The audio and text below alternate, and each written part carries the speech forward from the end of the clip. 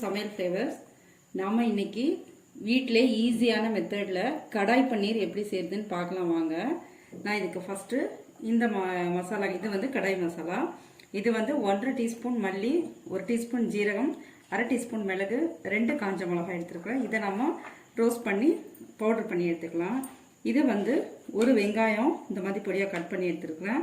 கொஞ்சமாக பூண்டு, ஒரு சின்ன துண்டு இஞ்சி, ஒரு 3 தக்காளி, ஒரு 10லேருந்து 15 முந்திரி பருப்பு, இதில் ஒரு 3 பட்டை, ஒரு 5 ஏலக்காய், ஒரு 5 கிராம்பு, தேவையான அளவுக்கு அது எண்ணெய்.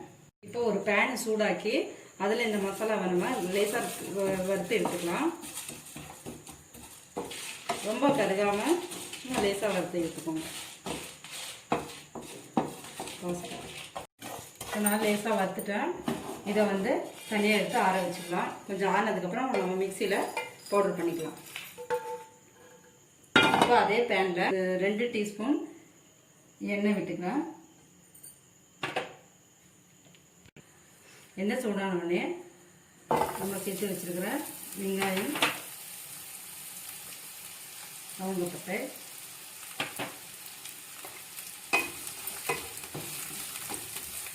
கொஞ்சம் லேசாக ப்ரௌனிஷ் ஆகட்டும்.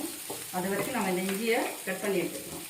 இப்போ நம்ம கட் பண்ணி வச்சுருக்கோம். இஞ்சி பூண்டு சேர்த்துக்கலாம்.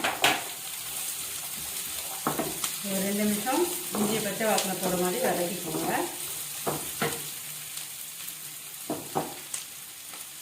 இந்த தக்காளியை ஆட் பண்ணிக்கலாம்.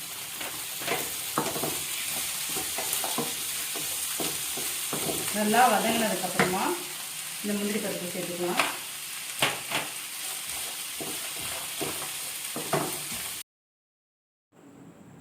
வெங்காயம் தக்காளி நல்லா வதக்கிட்டு ஒரு 2 நிமிஷம் நாம் மூடி விட்டுடலாம்.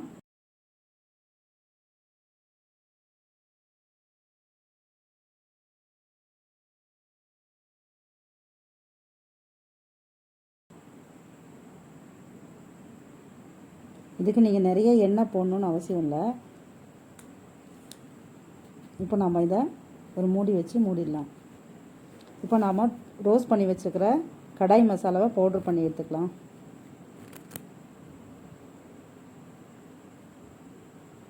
பாருங்கள், இந்த மாதிரி நான் நல்லா பவுட்ரு ஆக்கிட்டேன்.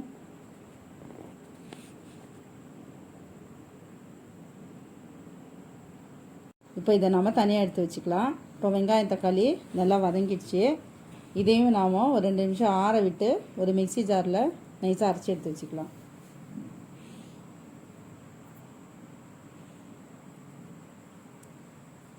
நல்லா ஆறிடுச்சு. இது லேசாக தண்ணி விட்டு நான் நல்லா நைஸாக அரைச்சிக்கிறேன். இப்போ இந்த மாதிரி அரைச்சி எடுத்தாச்சு. இப்போ நான் தாளிக்கிறதுக்கு 1/2 டீஸ்பூன் மஞ்சள்தூள், 1 டீஸ்பூன் மிளகாத்தூள், 1 டீஸ்பூன் மல்லித்தூள், 2 பிரியாணி இலை, 1/2 டீஸ்பூன் ஜீரகம் எடுத்துருக்கிறேன், ஒரு 2 டீஸ்பூன் பட்டர் எடுத்துருக்கிறேன். இப்போ நம்ம இந்த பேனில் ஃபஸ்ட்டு பட்டரை போட்டுக்கலாம்.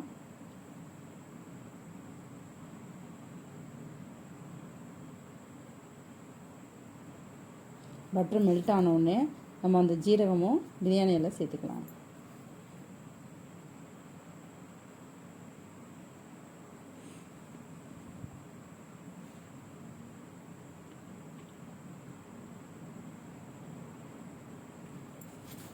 இப்போ நான் ஃபஸ்ட்டு மிளகாத்தூள் சேர்த்துக்கிறேன். இந்த மசாலாவில் நீங்கள் ஃபஸ்ட்டு மிளகாத்தூள் போட்டிங்கன்னா உங்களுக்கு அந்த கிரேவி பார்க்க நல்லா கலர்ஃபுல்லாக இருக்கும்.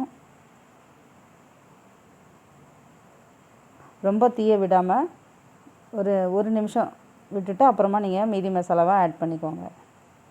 இப்போ நம்ம அரைச்சி வச்சுருக்கிற வெங்காயம் தக்காளி பேஸ்ட்டு சேர்த்துக்கலாம்.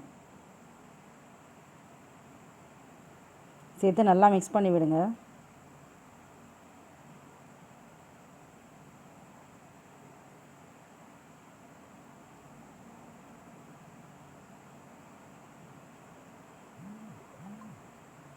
இப்போ மஞ்சள்தூள் சேர்த்துக்கிறேன், மல்லித்தூள், ரெண்டையுமே சேர்த்து நல்லா மிக்ஸ் பண்ணி விட்டுக்கலாம்.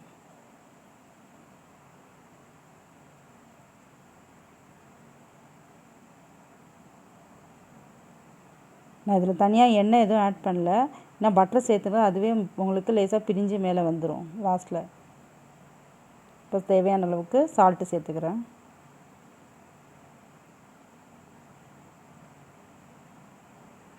இப்போ நான் 1 டம்ளர் தண்ணி வந்து நல்லா அந்த மிக்ஸி ஜாரில் நம்ம ஆல்ரெடி மசாலாவை போட்டு வச்சுருக்கோம்ல, அதையும் நல்லா கழுவி மிக்ஸ் பண்ணி அதில் இந்த மசாலாவில் சேர்த்துக்கலாம்.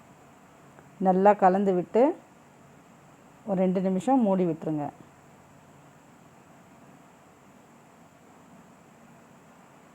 இப்போ 2 நிமிஷம் ஆயிடுச்சு பாருங்கள். நல்லா மிக்ஸ் பண்ணி விட்டுட்டு நம்ம அரைச்சி வச்சுருக்கிற கடாய் மசாலாவை சேர்த்துக்கலாம்.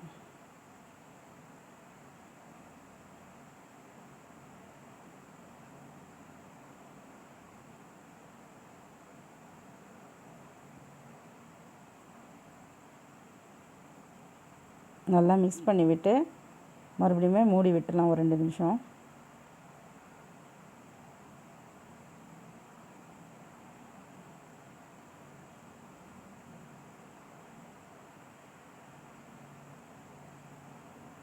இப்போ பாருங்கள், நம்ம மசாலா நல்லா குக் ஆகிடுச்சு. இப்போ நாம் இதில் ஒரு டீஸ்பூன் நாட்டு சர்க்கரை இல்லைன்னா வெல்லம் அதை ஆட் பண்ணிங்கன்னா உங்களுக்கு டேஸ்ட் நல்லா எடுத்து கொடுக்கும். இப்போ நான் 200 கிராம் அளவுக்கு பன்னீர் சேர்த்துக்கிறேன்.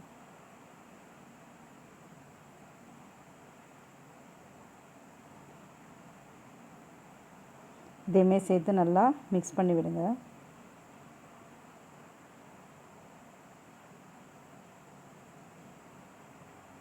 கொஞ்சமாக கொத்தமல்லி இலை கட் பண்ணி அதையும் சேர்த்துக்கிறேன்.